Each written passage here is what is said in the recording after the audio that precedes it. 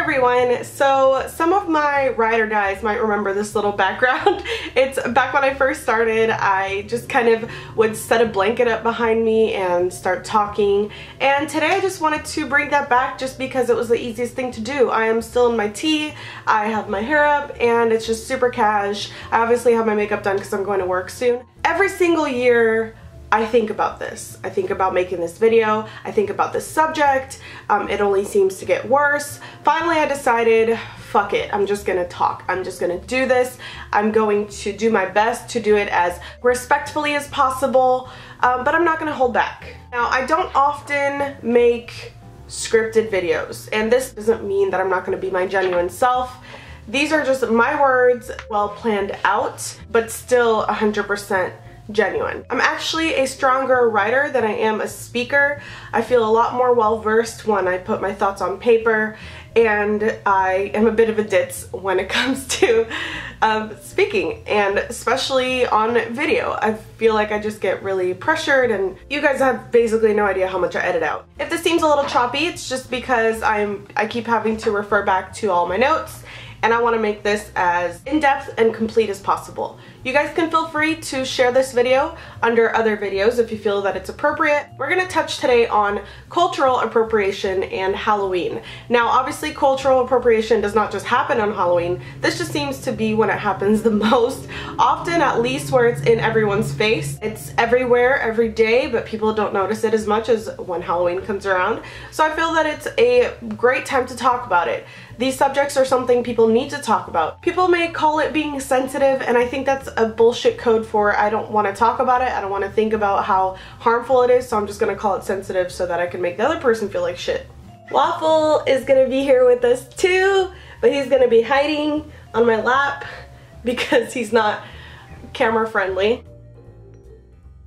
So far, this Halloween alone, I have seen ableist words like demented being thrown around, an obviously stereotyped Latino gangster clown shooting up a convenience store. I can't make that shit up. The Chola identity, aka a Latin woman with Indian blood, once again sampled and recontextualized with fashion as the excuse. The sugar skull plague taking over once more, colonizing and equating a sacred day dedicated to celebrating the deceased, something obviously missing from the Western culture, to a day dedicated to excusing ignorance and disrespect. Before this even began, and by the way, did I mention that we're not even halfway through the month as I film this? The Native American festival looks were already floating through the YouTube space. You wanna ask me why I'm so personally fucking livid and sick of this shit? With the elections nearing and the subject of immigration, something I personally suffered through, debates are started by people who have absolutely no experience of waiting 8 years and spending all of your savings to be in a country legally, full of immigrants that call the land theirs when it in fact isn't. Being bullied to the point of suicide because you didn't speak the language very well.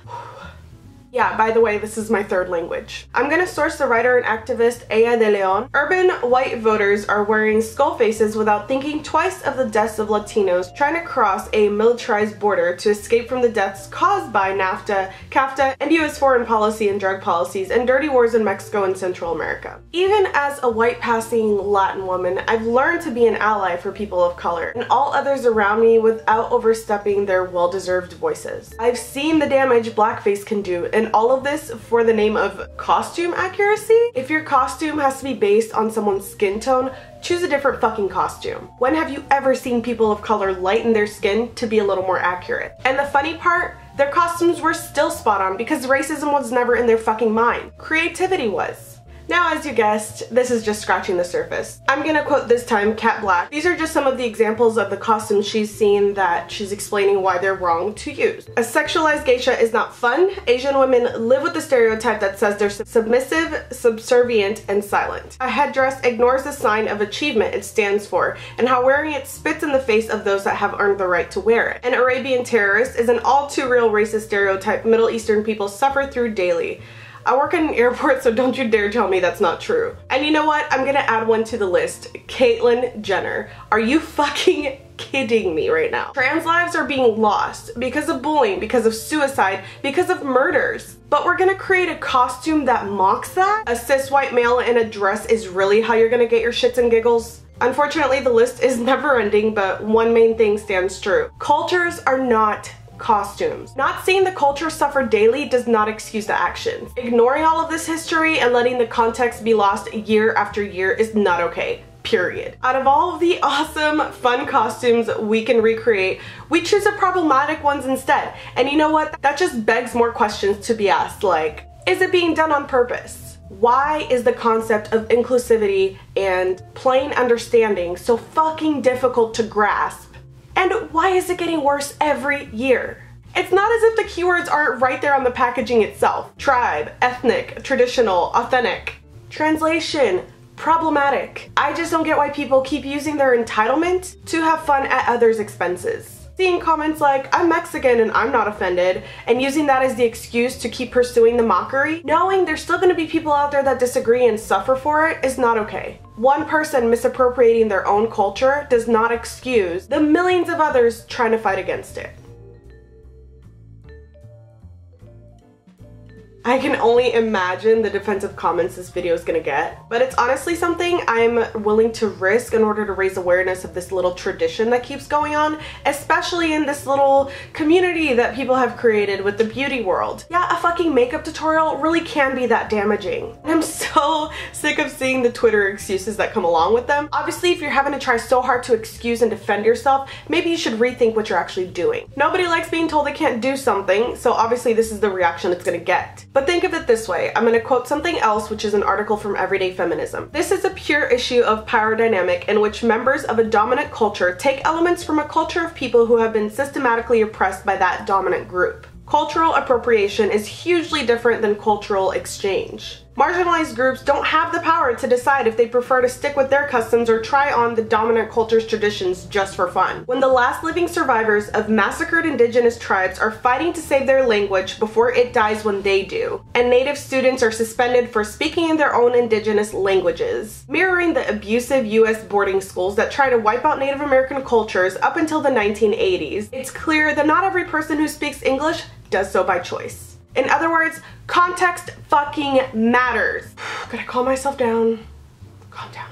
Which means it's not about saying that you as an individual are a bad person if you appropriate someone else's culture. It's a complicated issue that includes our histories, our current state of affairs, and our future as we act to eliminate oppression instead of perpetuating it. So if you're still baffled about why people would get upset about this issue, consider the following context. I really couldn't have said it better myself, so I just had to quote that. We literally have the information at our fingertips, and this is how we're choosing to use the privilege that not many get. That's kind of ironic, isn't it? Rather than being like the Pilgrims who took over through genocide, a seemingly extreme but sadly accurate comparison of what they're actually doing, gentrifying and colonizing other cultures' practices, people need to just take back their own fucking holiday that people have taken upon themselves to ruin with overpriced, cheap polyester, sweatshop labored costumes, and plastic decoration that will no doubt end up in already overflowing landfills. Creating one day a year where slut shaming is not okay, but it's fine those other 364 days. And you know what? If you didn't know any better, now you do. No one is perfect and we've all made mistakes, but please do better. Don't fight for cultural appropriation, fight against it. It's 2015! A costume worn in public and a makeup tutorial can be this damaging and just shouldn't be happening, period, because it's unnecessary. It's an all too common practice to silence other cultures when they think something is being done wrong. But fuck that. Shout it louder. Refuse to give in.